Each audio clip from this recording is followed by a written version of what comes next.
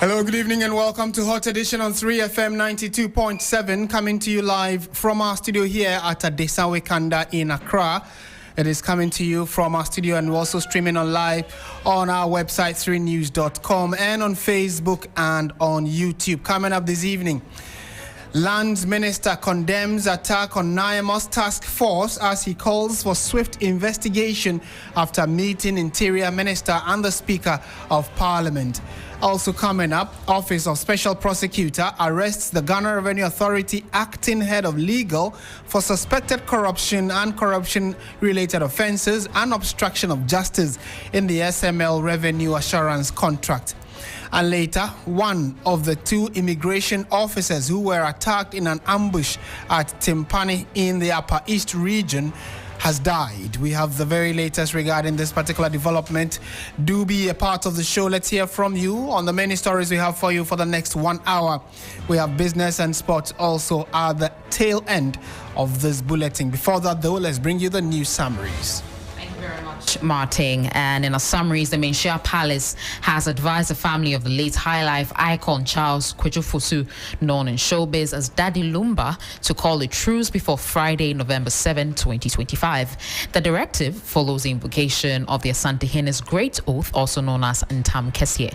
The elder sister of Lumba, Ernestine Fosu, also known as Akosua Bempama, invoked the Great Oath on his family's head.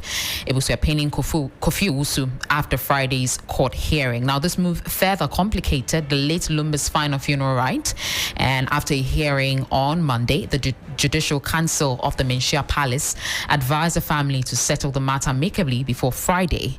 Hearing was held at the Samahene Chief's Palace at Menchia.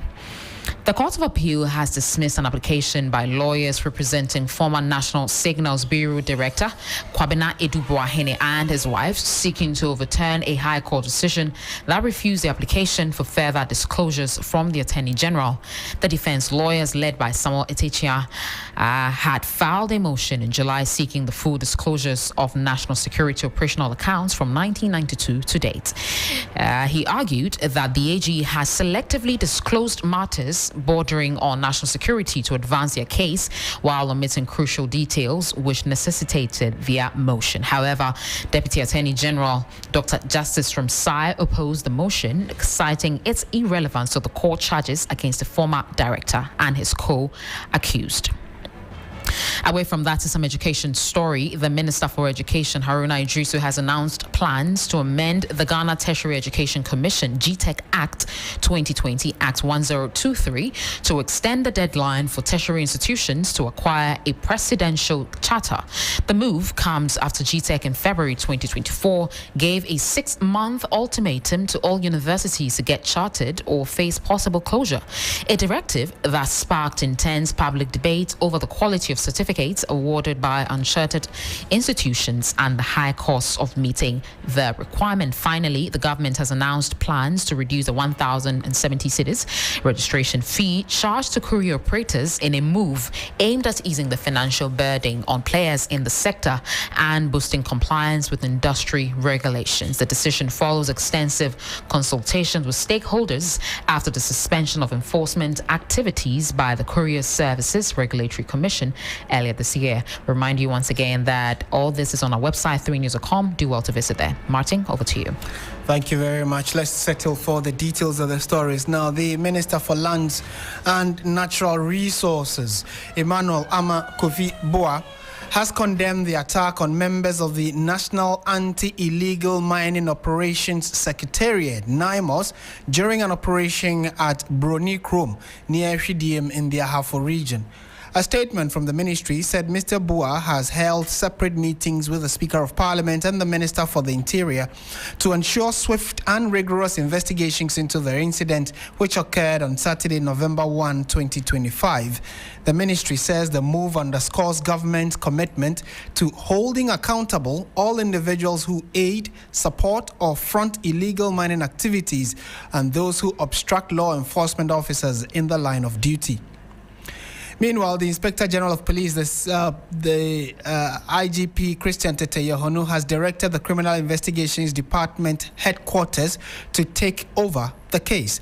According to reports, the NIMOS team, while on an anti-galamsey operation near Broni Krom, came under attack from a group allegedly cited by the Member of Parliament.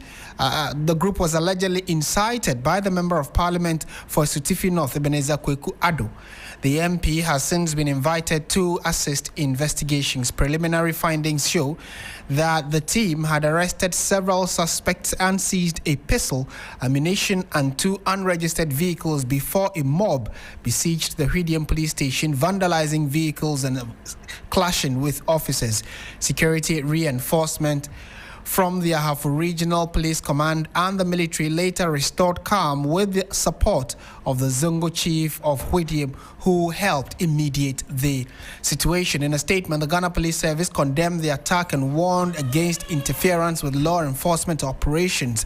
It added that a special operation is underway to track down and arrest all those involved. Meanwhile, Member of Parliament for Sutifi North, Ebenezer Kweku-Addo, has clarified his role in the recent confrontation between residents of Hwidiam and members of the National Anti-Illegal Mining Operations Secretariat, NIMOS, a task force in the Ahafo region. It follows accusations that the Member of Parliament had incited a mob that attacked the NIMOS team, freed arrested illegal miners, and vandalized vehicles in the Hwidiam police station. In a statement issued today, the MP described the incident as an unfortunate misunderstanding, saying his actions were aimed at de-escalating tensions rather than interfering with law enforcement operations. Let's get the full specifics of what the Member of Parliament had in his statement. Christabel will take us through it. Christabel?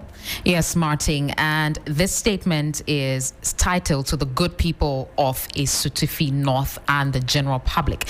Well, it says, "I am compelled to address the recent unfortunate incidents between some residents of Sutifi South and the military task force deployed on national assignments," and he's referring to NIMOS. Now, he has chronologically giving us what transpired, and it says, on the 1st of November 2025, whilst en route to a funeral in the Sutifi South constituency, I inquired from Honorable Collins Dauda, the MP for Sutifi South constituency, whether he was available so we could move together. Honorable Dauda indicated that he's currently not in the country, so I could represent him. Now, upon reaching Hwidiam, I realized there was tension in town, so I inquired and was told there was a military operations going on at a gold extraction site. I quickly called back Honorable Dauda to inform him of the development. He asked me to go to the site to enable him speak with the team to ascertain what was going on, because one of the assembly members who he sent wasn't spoke by the military team. Now, upon reaching the site with my constituency vice chairman and driver, I introduced myself to the leader and asked that he speaks to the person on the phone. Having arrived at the place, I saw some youth at the site while other gradually massed up. The only advice I could give was for us to move to the police station to officially make a statement and subsequently hand over items and suspects to the police to calm tensions.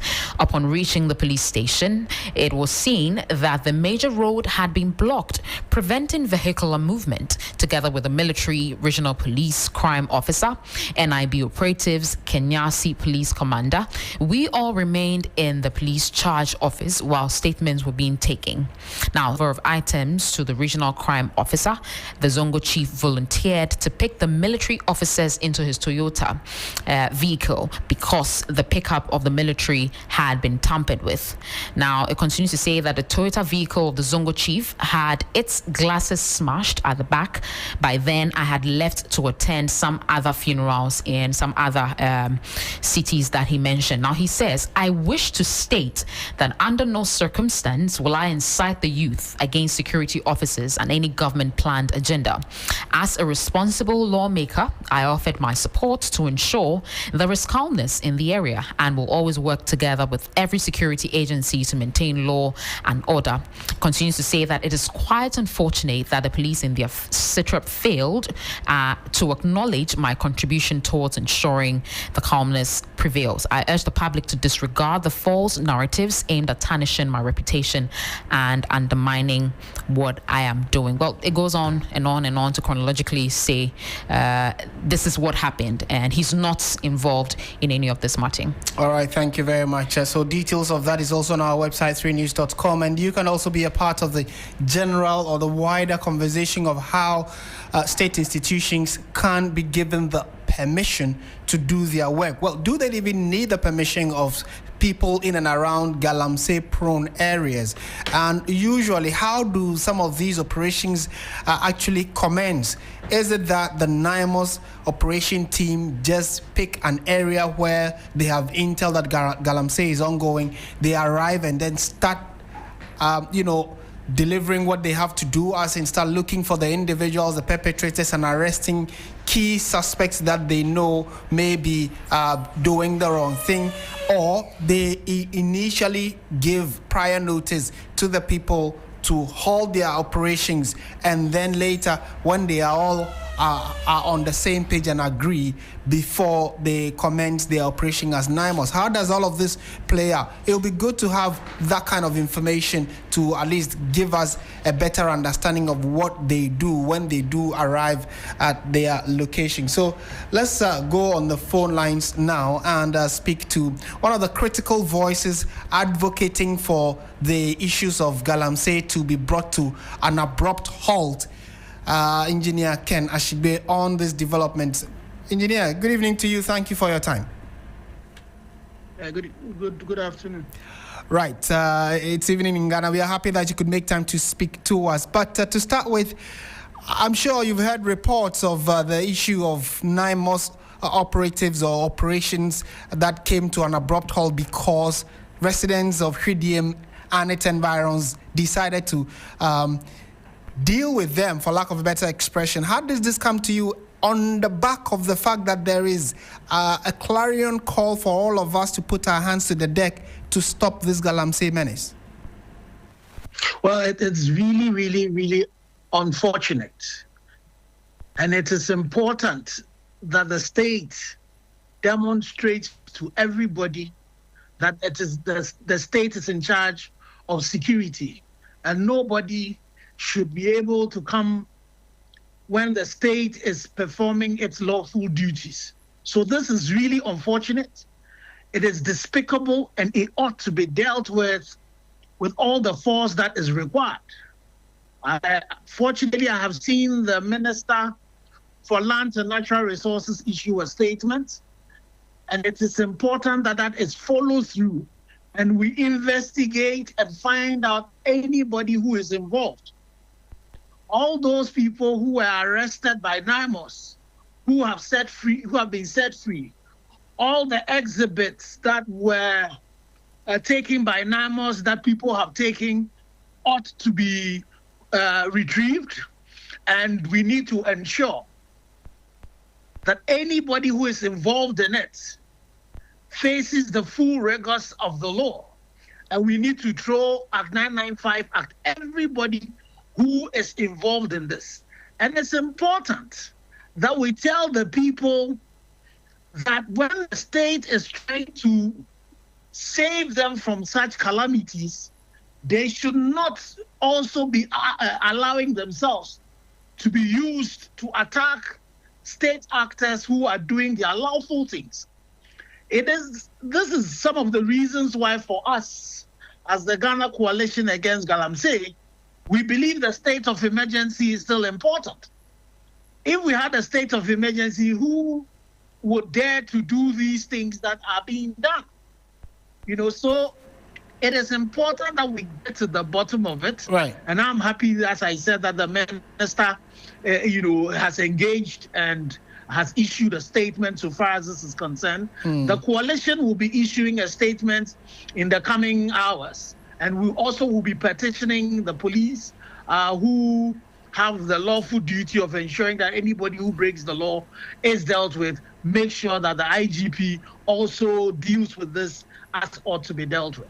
There are reports that this particular incident had the involvement of a member of parliament for the area. He has come out with a statement to clarify or give his side of the story of the accusation. But What kind of understanding do you have, engineer, that when these kinds of operations are being undertaken, how does it play out? Is it that for instance, the NIMOS security force or team, when they get there, they just start operating? Anybody found in and around the catchment area where they are operating is arrested, or they give prior notice to, for instance, the chief of the area or key decision makers that we are coming to undertake such an operation, so that whenever there is these kinds of confrontations, they would have local actors helping them in terms of assistance or support? Well, you see, in the way these acts are done,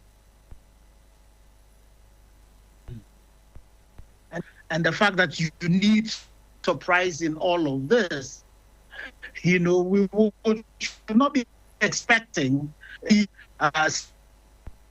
team boss who is to be giving everybody any. Can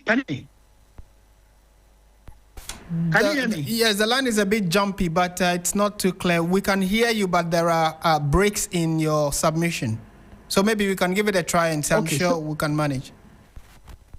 Okay, so I was saying that in these operations, surprise is important, intelligence is important. So we cannot be expecting that everybody would be informed so far as these operations are concerned. And you all know, even you and I as citizens, we also have a duty to even carry out citizens' arrest. So when NIMOS is on an operation and then they come across people who are mining close to a road, and we know that our laws, so far as mining is concerned, there cannot be concessions that are granted close to roads. Anybody who is involved in this ought to be arrested. And if anybody thinks that the people who have been arrested have a case to answer, the thing to do is, and again, note that the NIMOS team were taking these people to the police station. So how dare anybody attack a police station? If you think that anything is not being done well, the rule of law is what you apply.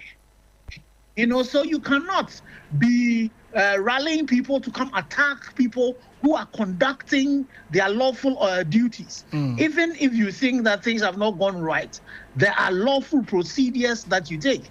And that is not attacking these military and police people. This is not, getting a mob.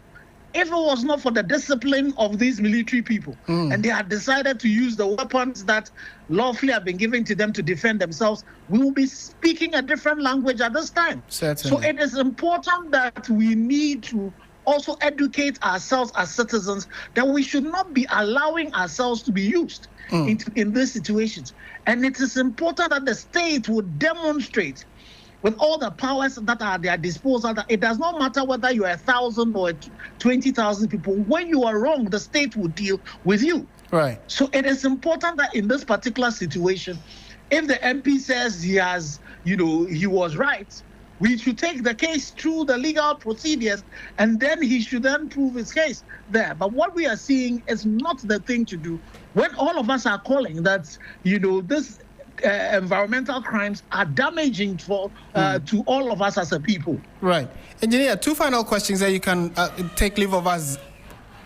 We know, for instance, that there are arguments that these campaigns seem to be centralized in the capital city, and then there is no Galamsey in Accra technically. However, in areas where they are very prone, in the forest reserves, hardly do some of the campaign activities and the clarion calls and the chanting get to them. So by the time the security agencies or those state actors empowered to ensure that these illegalities brought to a halt or stopped, by the time they get there, they face a group of people who probably do not know that from the center of the country or from the capital of the country, through government, civil society, etc., we are all asking for Galamsey or illegal mining to stop.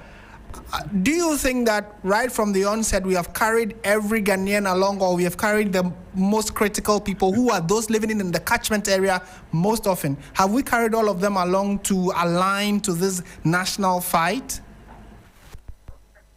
Well, I think that you would be living under a stone if you do not know that right from 2017, the points on the illegality and the ills of Galamsey is an illegality and needs to be dealt with. I agree with you that we need to find a way of carrying all of us, along with this. Who does not know that illegal drugs is still criminal? But you would find people who would still be able to do it. Who does not know that prostitution is illegal? You would find people who would want to do this. The lure of gold, is the thing that attracts a lot of people. And so we see some of them, do videos and say that, well, you say this is what we should not do, we are doing it, and all of that, give us jobs and all of that. So we can talk about the fact that we need to do a lot of education and educate people about the effect of some of these things on they themselves, but it does not excuse anybody who engages in these mob actions to say that they did not know that the state says this is wrong. You see people who are dressed as military officers, you see people who are dressed as police officers, and normally when these things happen, there are people who are behind it. You remember the situation of Anabisu, who had gone into one of these places. You might argue that it's not her duty to do it, but it was a policeman who organized the mob, to attack her. Right. And so, these things, when they are happening, we need to make sure, as the president said, himself, we need to deal with the kingpin. So we need to look at the root cause and see who are the people who are mobilizing these people to do this and make sure we deal with them. And that is not to say that if you allow yourself, to be used in such a case, you also don't have a case to answer. Right. Well said. And my final question, so, we want to set a certain precedent. What kind of action should we be expecting from this Hwidium development where at the end, some action should be taken to be the blueprint to every other community that when these officials come and you misbehave towards them, these are the laid down laws that will deal with you. What should we expect? What do civil society institutions like yourself and the general Ghanaian groups who are hoping that Galamsey is stopped completely, what should we expect as investigations have commenced into this unfortunate development? Well, it is important that the state demonstrate to all of us that impunity would not be allowed, that the state is strong and is not weak and it's able to act. That ought to be done very quickly. And also it would then demonstrate to anybody who wants to do this that when you do this, there are repercussions. So we would be expecting that the rule of law would be applied, that it will not matter whose ass is God. Whether you are a member of parliament, you are a chief, anybody who is involved in this, we need to throw the book at them. And we need to also, that if we don't deal with this issue very decisively, where the military have, been very considerate in using force when they were attacked, if we don't demonstrate, then the next time the military they will use the commensurate force. And when that happens, we might not have the situation that we have in where it's only a few of their vehicles and things that have been attacked, lives will be lost. So it's important that we deal with this very decisively and punish everybody who is involved. This issue of Galamsey, we all know is an existential threat.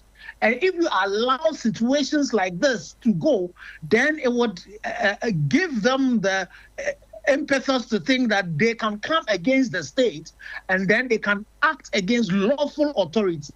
We need to demonstrate to them that this is not a banana republic, and it's not might that is superior, but it's the laws of this country that is superior, and anybody who's found culpable will be punished according to the rule of law. Most grateful for your time and thoughts, as always, Engineer Ken Ashigbe. Thank you so much for speaking to us.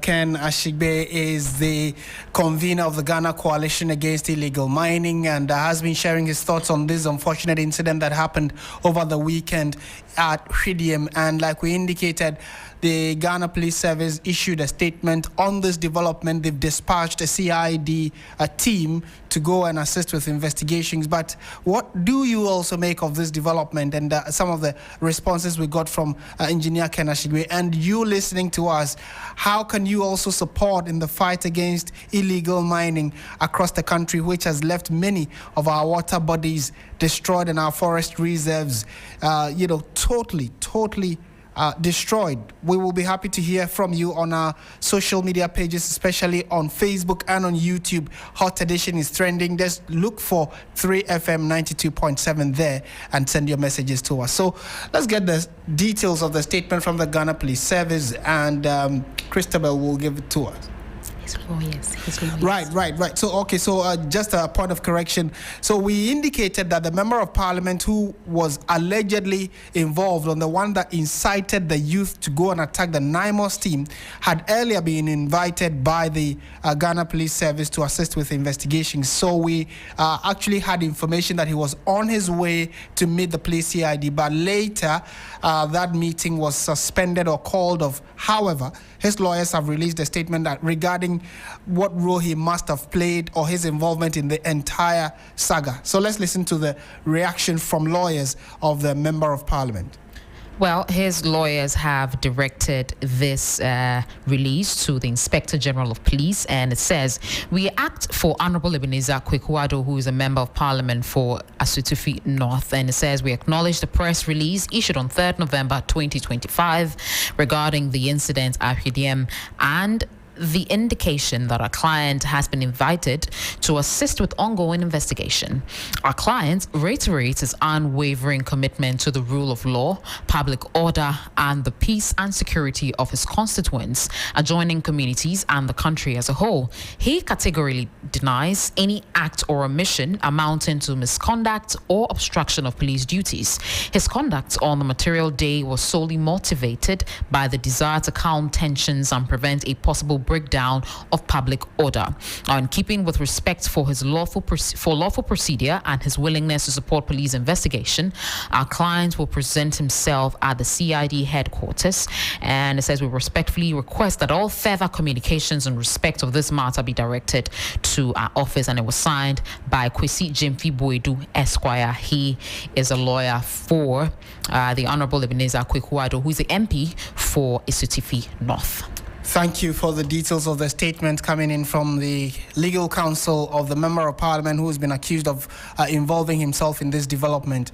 And so in the coming days, as we've told you, the Minister for Lands and Natural Resources has taken the issue quite seriously. He's already spoken to the Speaker of Parliament about it. He has also engaged the Minister of Interior so they can collaborate and find an active way of dealing with this from all fronts. So in the coming days, we will definitely be updating you on any latest information that may arise out of this. This is Hot Edition on 3FM 92.7.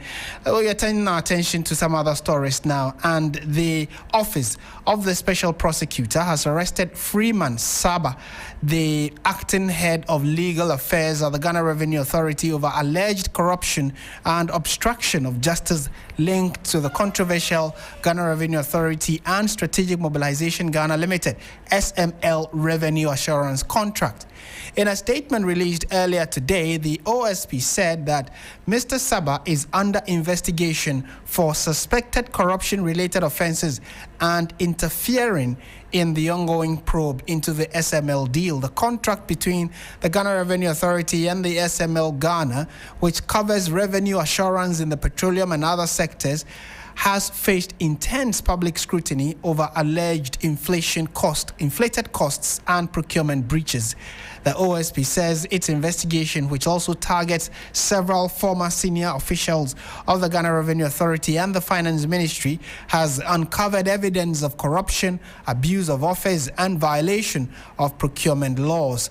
Prosecution of key individuals, including former Finance Minister Ken Ofori-Atta and former Ghana Revenue Authority Commissioner General, are expected to begin by the end of this month. And you would recall that about 24 hours after the special prosecutor addressed the nation and gave updates of what investigations had gone on and named 6 individuals who are standing trial at the moment, or whom he would be prosecuting in court, the President of the Republic, through his secretary, released a statement asking the Finance Ministry to cancel all contracts with SML.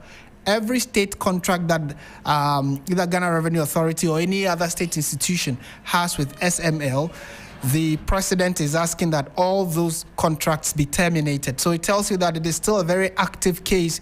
A lot more developments are coming as a result of it. And in the coming days, again, we would update you. And especially now that we are told that the lawyer or the legal mind in question has also been picked up or invited or arrested by the Office of the Special Prosecutor, we'll try and see whether we can glean into what role he actually played in suspending all deals or working on the deals between the SML and the Ghana Revenue Authority. Stay with us, and we would update you as and when we do get them.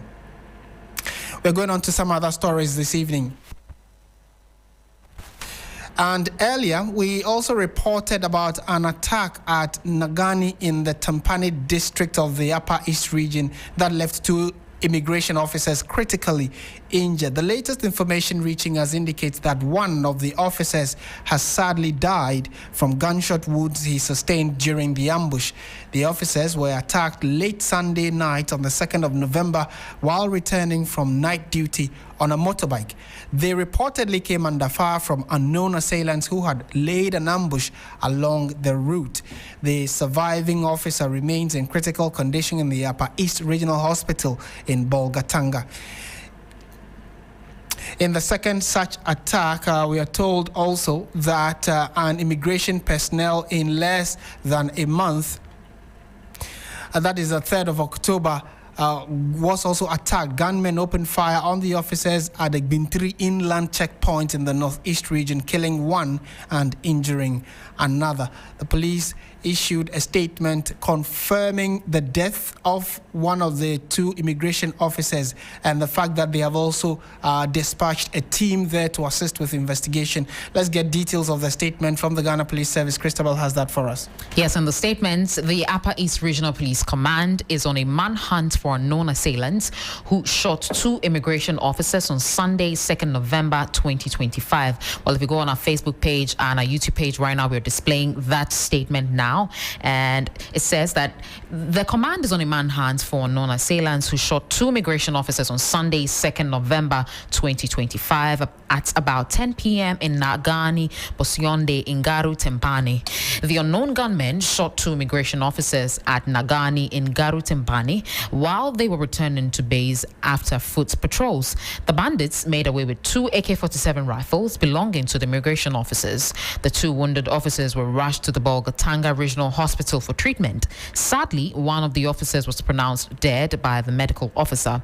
The Inspector General has dispatched a team of investigators and intelligence officers to Garu Tempani to support the investigation. The command wishes to assure the general public that thorough investigation is underway to unravel the crime and bring perpetrators to justice. This was signed by the Public Relations Officer of the Upper East Regional Police Command, that's Chief Inspector Abdul Rahman Sumaila. Right. And those are the details captured in the statement regarding this unfortunate development in Nagani.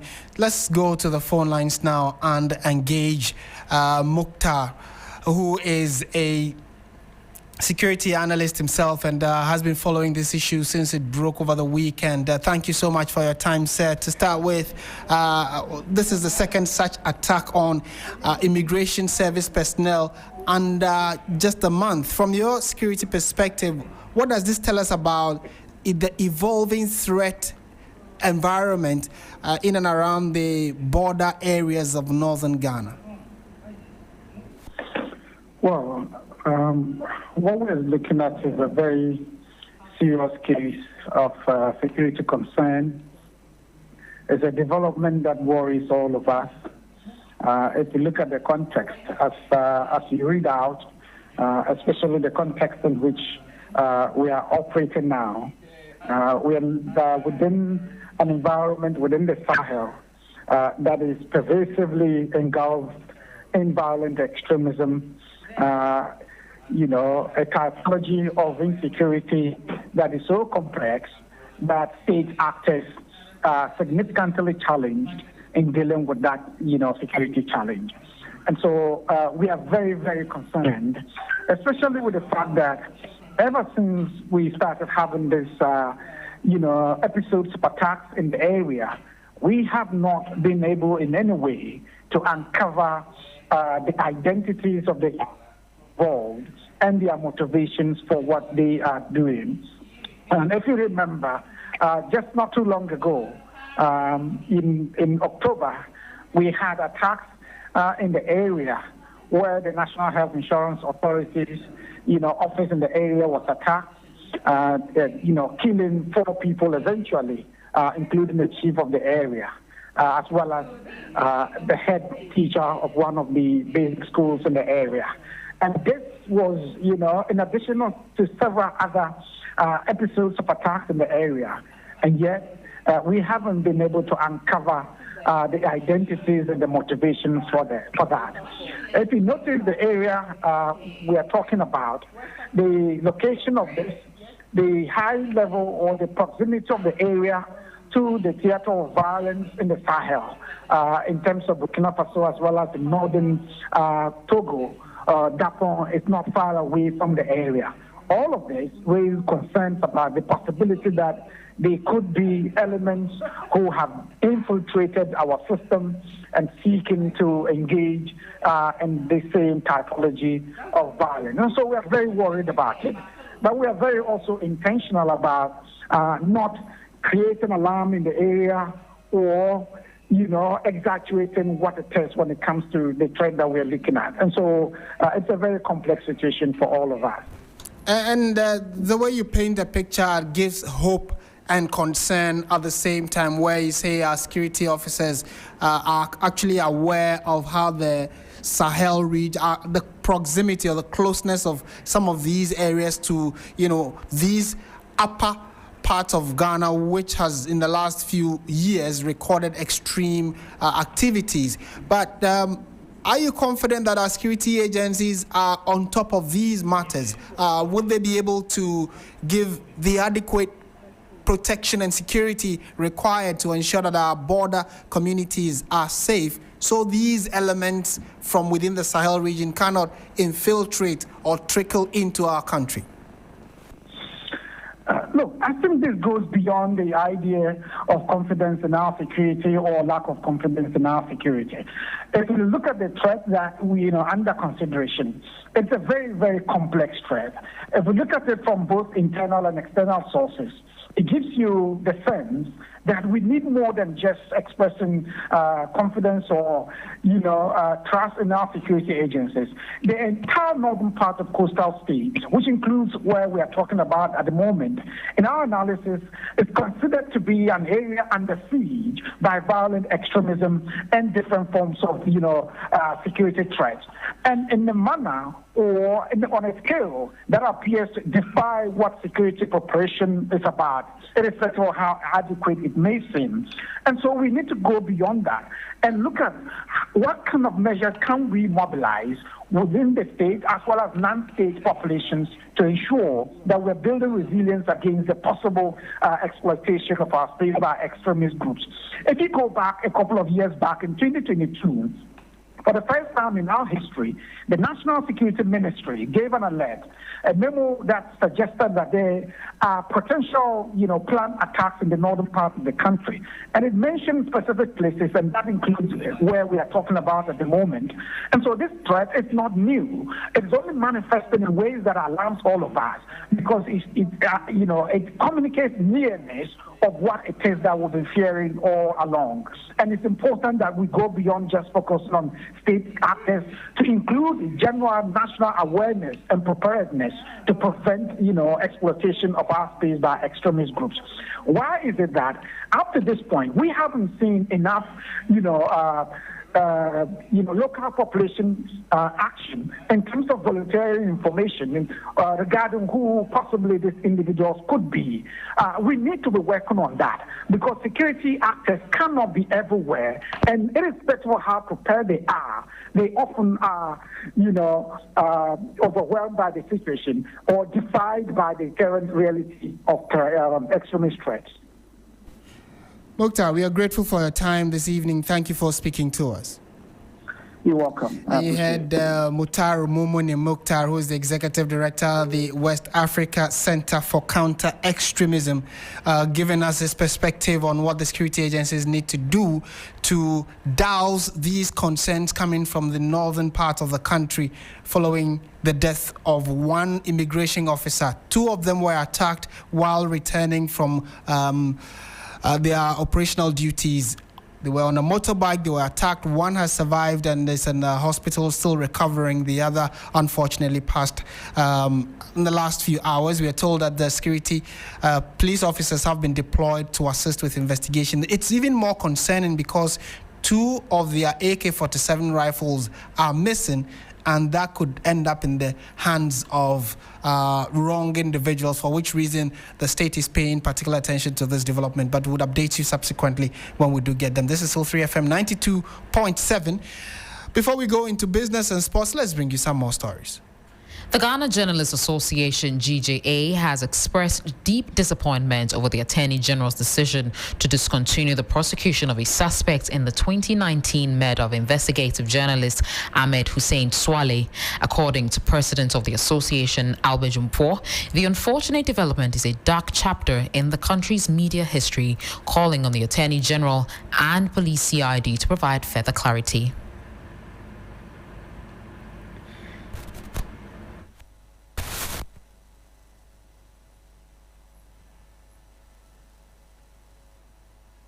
The GJA has received with deep concern and utter disappointment the news that the Medina District Court on October 14, 2025, discharged a suspect in the murder case of investigative journalist Ahmed Hussein Swale, following the decision of the Attorney General's Department to discontinue the prosecution.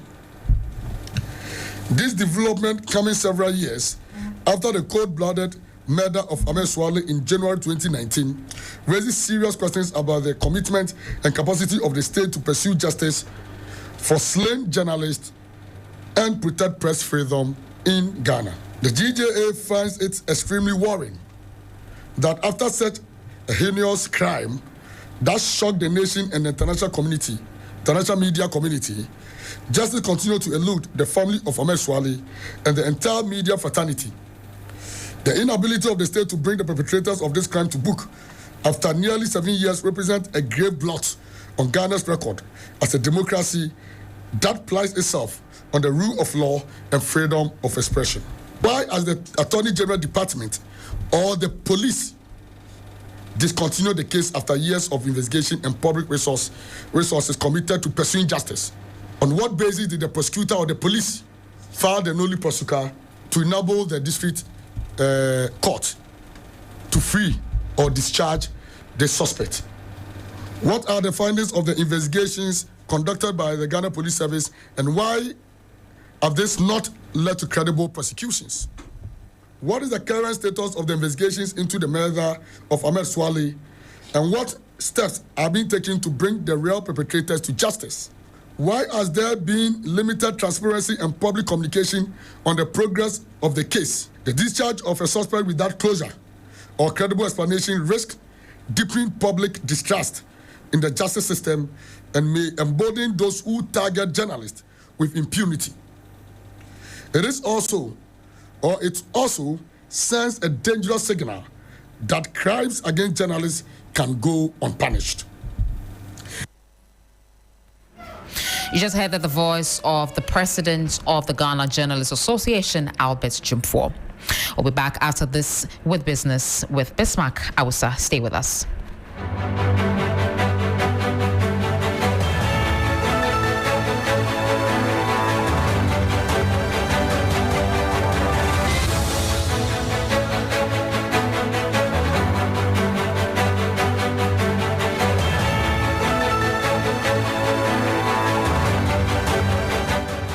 Hello, good evening and welcome to the business segment on Hot Edition on 3FM 92.7 with me, Bismarck Awusa. Coming up tonight, fuel prices drop sharply at pumps as cedi strengthens and global crude prices fall. Star Oil among others lead reductions. This story and others lined up for you, please stay.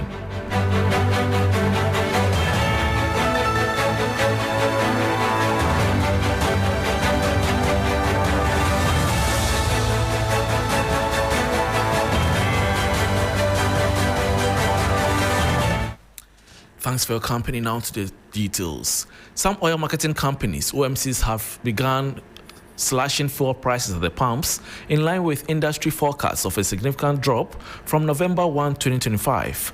Market leaders Star Oil and Zen Petroleum are among the first to implement reductions, citing lower global crude prices and a stronger cedi. The following 3 Business News Desk report has the details. Market leader Star Oil is now selling a litre of petrol at 11 cedis 59 pesos, down from 12 cedis 77 pesos, while diesel has dropped to 12 cedis 47 pesos. Another major player, Zen Petroleum, has also reduced its prices.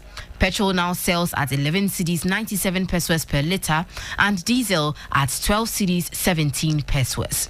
Sources say Zen's new prices may remain unchanged for at least a week before any review. The Chamber of Oil Marketing Companies had earlier projected fuel prices could fall by up to 8% per litre, driven by a drop in global crude prices and the cedi's sharp appreciation in October. Crude oil prices slipped to a 5-month low of $62.82 per barrel, while the cedi gained over 11% against the US dollar, its strongest performance in months. If the trend continues, industry analysts say that latest reductions could mark the biggest drop in fuel prices so far in 2025.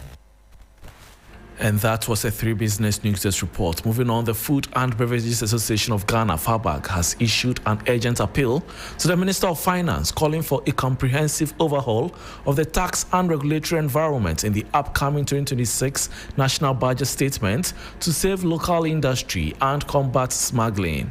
Executive Chairman of FABAG, Reverend John Awuni, argues that the cumulative burden of taxes, including the COVID-19 levy, multiple excise duties, and high regulatory fees, has severely compromised the industry's competitiveness.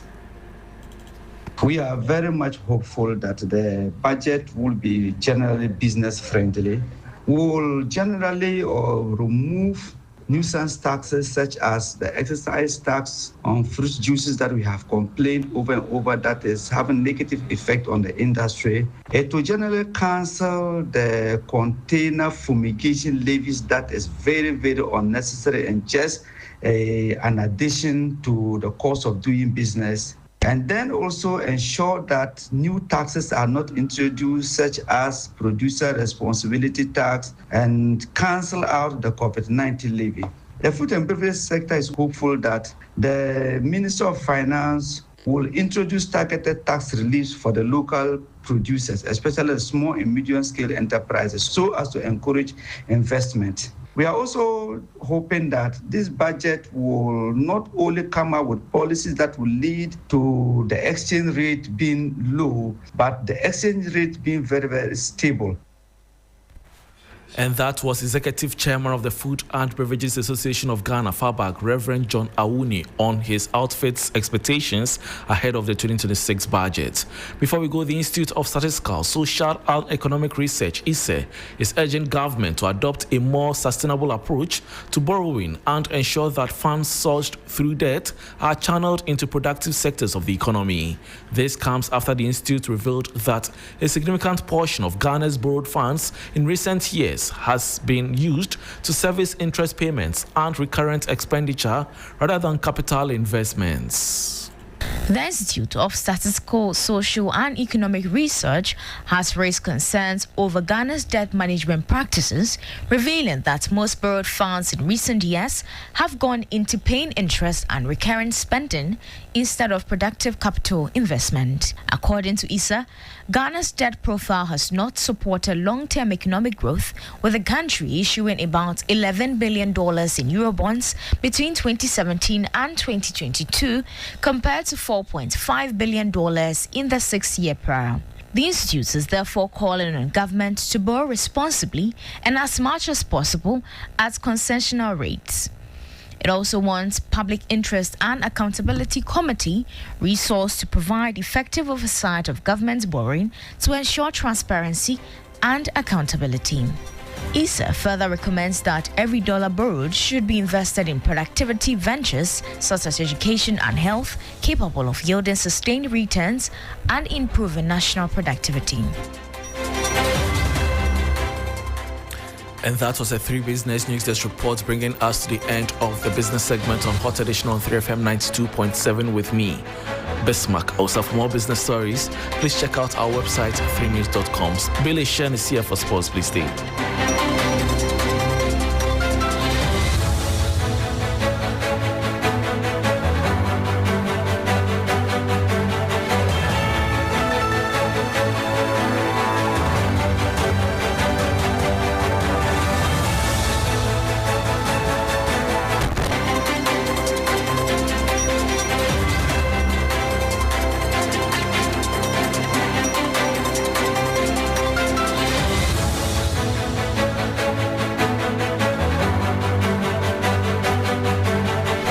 Hello, good evening, and welcome to the sports segment here on the 3FM Hot Edition. My name is Billy Shen. Let's start off from the local scene where match day 8 came to an end with the likes of Heart of Oak and Asante Kotoko clinching victories, while Aduana FC moved on top of the table ahead of Mediama SC.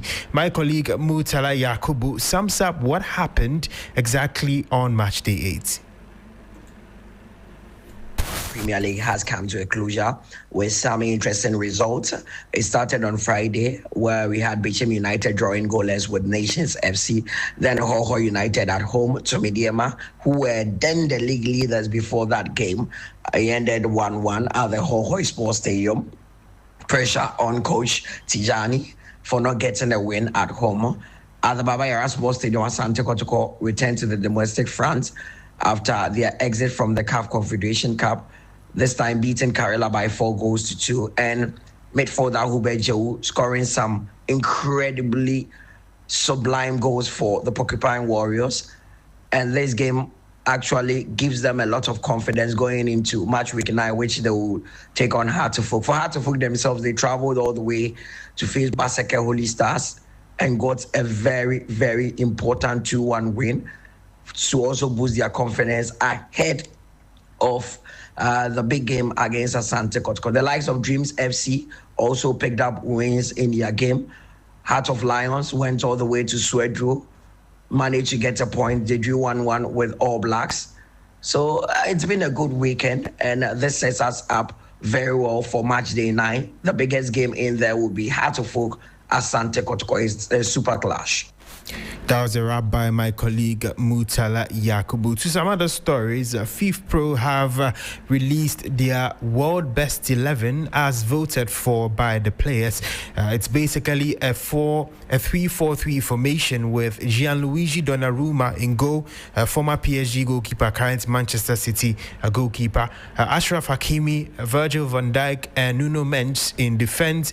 In midfield, we have Cole Palmer, Jude Bellingham, Pedri, and Vitinha, and in attack we have Lamine Yamal, Kylian Mbappe, and the current Ballon d'Or holder Ousmane Dembele. So this is the FIFA or the fifth Pro World 11 as voted for by all the players. Now, tomorrow, that is Tuesday, there's the Champions League that returns, and here are some of the fixtures for you. Napoli will be facing Eintracht Frankfurt, Slavia Prague will face Arsenal, Atletico Madrid will face Royal Union Saint-Gilloise. We have Bodo Glimt facing Monaco, Juventus facing Sporting CP, Liverpool versus Real Madrid, which is the biggest fixture in this current lineup of fixtures, and here is what Ancelotti had to say ahead of that Real Madrid match. For me, it's hard to compare this game with last season. I just said it already, because last season when they played here, they had many injuries, and now they haven't, and they kept a lot of the team the same. I see a lot of similarities between last season. Xavi is doing an incredible job at Madrid, but Carlo Ancelotti did the same. He won a lot. They've added a few new players, so that can always influence playing style maybe a little, but I saw last season a very good Real Madrid, and I see that now.